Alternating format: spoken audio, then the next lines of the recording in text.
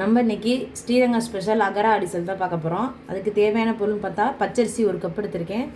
அதே கப்பில் 1/2 கப்பு பாசிப்பருப்பு, வெல்லம், முந்திரி, திராட்சை, பால். நம்ம இப்போ 1 டம்ளர் அரிசி எடுத்துட்டோம்னா 2 டம்ளர் அளவுக்கு பால். இது வந்து பாலில் தான் வேக வைக்கணும், தண்ணி ஊற்றக்கூடாது.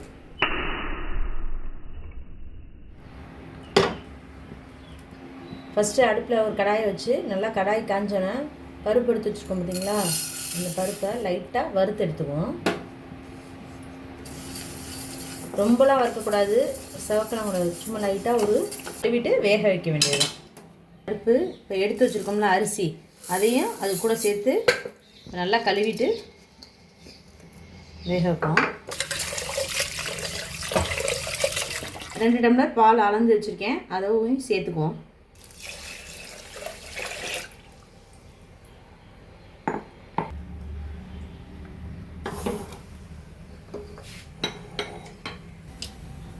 ஒரு 4லேருந்து 5 விசில் விடட்டும், அது வரைக்கும் வேக வச்சுக்குவோம். இப்போ அடுப்பில் கடாய் வச்சுட்டு ஒரு தேக்கரண்டி, நல்லா ஒரு குழிக்கரண்டி அளவுக்கு இப்போ நெய் எடுத்துக்கிட்டோம். அந்த நெய் எடுத்து கடாயில் ஊற்றிக்குவோம். நெய் நல்லா காயட்டும்.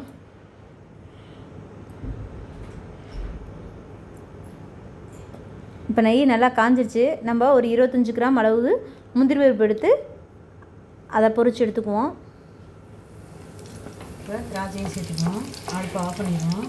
முந்திரி பருப்பு நல்லா பொன்னிறமாக வரட்டும். இப்போ வந்துருச்சு. அதோட இப்போ நெய் வறுத்தெடுத்தாச்சு. இப்போ இன்னொரு கடாயை அடுப்பில் வச்சுக்குவோம். அது கூடவே ஒரு 50 மில்லி அளவு பால் சேர்த்துக்குவோம். இப்போ நம்ம ஏற்கனவே வேக வச்சு எடுத்துருக்கோம் பாருங்கள். இப்போ நல்லா பருப்பும் சாதமும் நல்லா வெந்துருச்சு. இப்போ அந்த பாலோட இதையும் சேர்த்துக்குவோம்.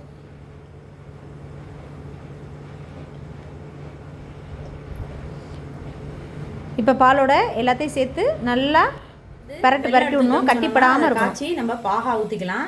இது சுத்தமான, நான் இப்போ இன்றைக்கி வந்து நாட்டு சக்கரை தான் எடுத்திருக்கேன். இதில் கல் மண் எதுவுமே இருக்காது. அதனால் நான் டைரெக்டாகவே போட்டுக்கிறேன். உங்களுக்கு எவ்வளோ தேவைக்கேற்ப சேர்த்துக்கோங்க நீங்கள். நான் இப்போ 1 கப்பு எடுத்துருக்கேன்னா அதே கப்பில் 1.5 கப்பு எடுத்திருக்கேன் சர்க்கரை. நல்லா கட்டிப்படாமல் இதை கிண்டி விடணும்.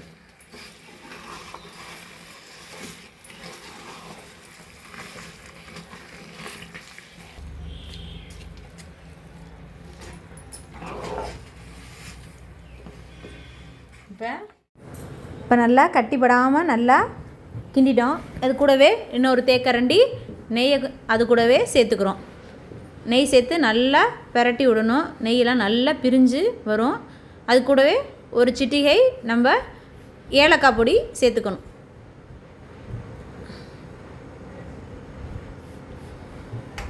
இப்போ நம்ம பொரிச்சு வச்சுருக்க முந்திரி திராட்சையும் அது கூடவே சேர்த்து வச்சுக்கோம். இது கூட அடிஷ்னலாக உங்கள்கிட்ட குங்குமப்பூ இருந்துச்சுன்னா குங்குமப்பூ சேர்த்துக்கலாம். குங்குமப்பூ நான் சேர்த்துக்கல, ஏன்னா பசங்களுக்கு பிடிக்காது, எங்கள் பசங்களுக்கு, அதனால் நான் சேர்த்துக்கல. அவ்வளோதாங்க, சுவையான அகரா அடிசல் ரெடி.